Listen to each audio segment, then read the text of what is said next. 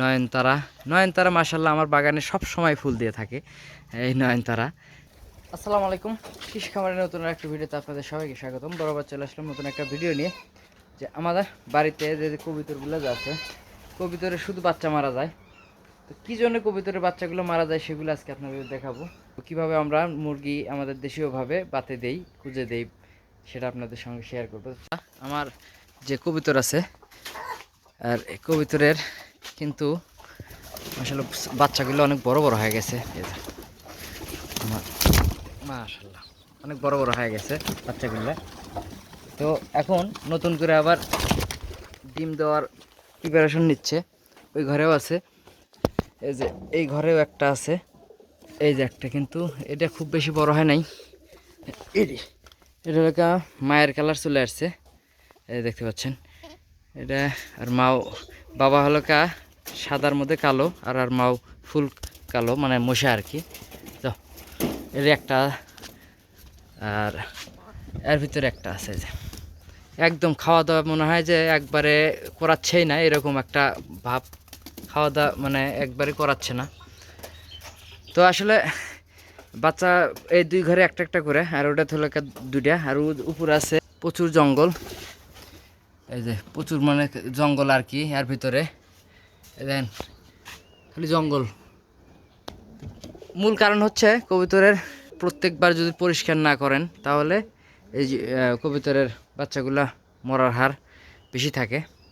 যার কারণে আমি আজকে কবুতরের ঘরগুলো পরিষ্কার করব। মাশাআল্লাহ গাছে কিন্তু প্রচুর আম আসছে, এবার সর্বোচ্চ আম আসছে, কিন্তু এখন থাকে কি না বেশ কিছু আম মানে ঝরে যাচ্ছে। এই যে দেখতে পাচ্ছেন আমগুলা ঝরে গেছে, কত বড় আমগুলা মানে ঝরে যাচ্ছে।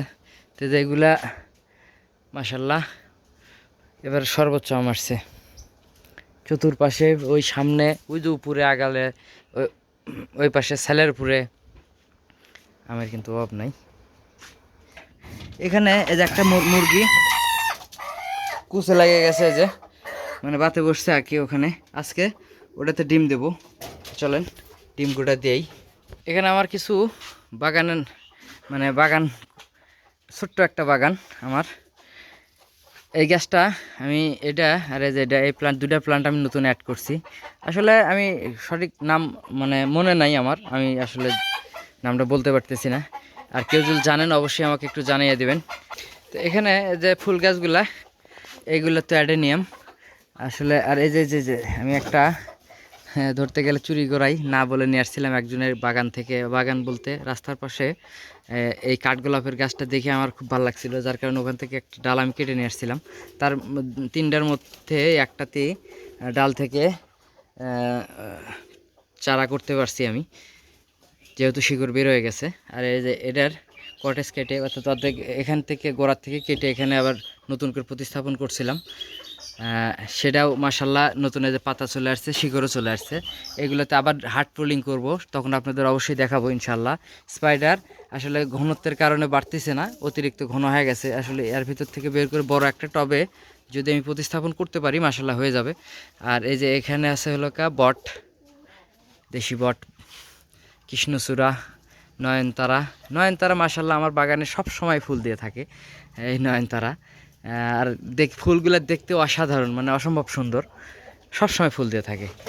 আসলে এটার কাটিং করলে পরে ঝোপালো হয়। আমি আসলে এই আমার বংশায়ের পটেই রাখছি, এটাতে আমি তুলে আর অন্য জায়গাতে লাগাবো। আসলে জায়গা এখনও ঠিকঠাক করা হয়নি, যার কারণে এইভাবে অগোছালো রেখে দিছি। সকাল থেকে এদের ছাড়ি নেই, আসলে বাড়িতে লোকজন নাই, যার কারণে এদেরকে সকাল থেকে ছাড়ি নেই, ভেতরেই খাবারের বন্দোবস্ত করছিলাম। তো এইমাত্র আমার এই যে মুরগিগুলো ছেড়ে দিলাম। আসলে বাড়িতে লোক না থাকলে পশু পাখির খুবই কষ্ট। আর একটা তো কুচে লেগে আছে। মোটমাট 6টা মুরগি আমার আছে, 2টা ফার্মি আছে আর 4টা দেশি মুরগি আছে। এই পাশে মাশাআল্লাহ সকাল থেকে এদের ওরই এক চারি খাওয়া শেষ। এখন দুপুর হয়ে গেছে, আজকে জুম্বার দিন। এই যে এদের খাওয়া দাওয়া করে সবাই একটু রেস্ট নিতেছে। তো এদের এখন আমি পানি দেব, পানি খাওয়ানো হয় নাই আর কি, দেখতে পাচ্ছেন। তো আমি তো ঘাস কাটতে গেছিলাম, ঘাস কেটে নিয়ে এসে যে দেখেন ঘাস কেটে নিয়ে এসেছি চড়ার মধ্যে থেকে আমি এই যে ঘাস কেটে নিয়ে এসেছি। এই যে মাশাআল্লাহ একদম পিওর দুগলা ঘাসগুলা, যে আলের বুদ্ধে যেগুলো হয় আর কি, পিওর দুগলা ঘাস। তো এখন আমি দিচ্ছি না, একটু রেস্টে নেক, তারপর আমি ওদেরকে এই ঘাসগুলো খাইতে দেবো। আর নেপিয়ার ঘাসগুলো খাওয়া শেষ, সকাল থেকে ওইগুলোই খেলো। এরই এক চারি দিছিলাম, ফুল করে দিছিলাম, সেটা খাওয়া মোটামুটি শেষ। মাশাল্লাহ আমার ফ্রিজে প্রচুর ডিম, ফ্রিজ থেকে ডিমগুলো বের করলাম। আসলে এগুলা এখানে থেকে আমি 10টা ডিম আমি কুঁজে দেব, যার কারণে এই যে লাইটের সাহায্যে ডিমগুলো দেখতেছি যে আসলে ডিমের মধ্যে কোনটাতে মোরগ আছে। আমরা সাধারণত গ্রামগঞ্জে এইভাবেই লাইটের সাহায্যে কিংবা আগে ল্যাম্পের সাহায্যে কিন্তু আমরা এই ডিমগুলো আমি দেখতাম আমরা। তো এখন যেহেতু আপডেট হয়ে গেছে, এই লাইটের সাহায্যে আমরা ডিমগুলো চেক দিচ্ছি যে ডিমের মধ্যে মোরগ আছে কি না। তো মাশাল্লাহ এই যে ডিমগুলো নিলাম হাতে।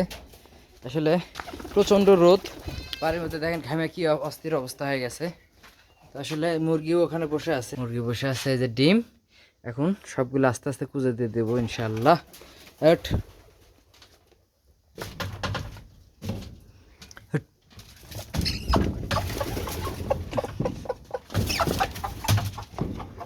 দেখেন আমরা কিভাবে দেই, এইভাবে একটা একটা করে কিন্তু আমরা সুন্দর করে এর উপরে রেখে দেব। তো ওরা ওদের মতো করে এরা সাজিয়ে নেবে ইনশাআল্লাহ, আশা করি।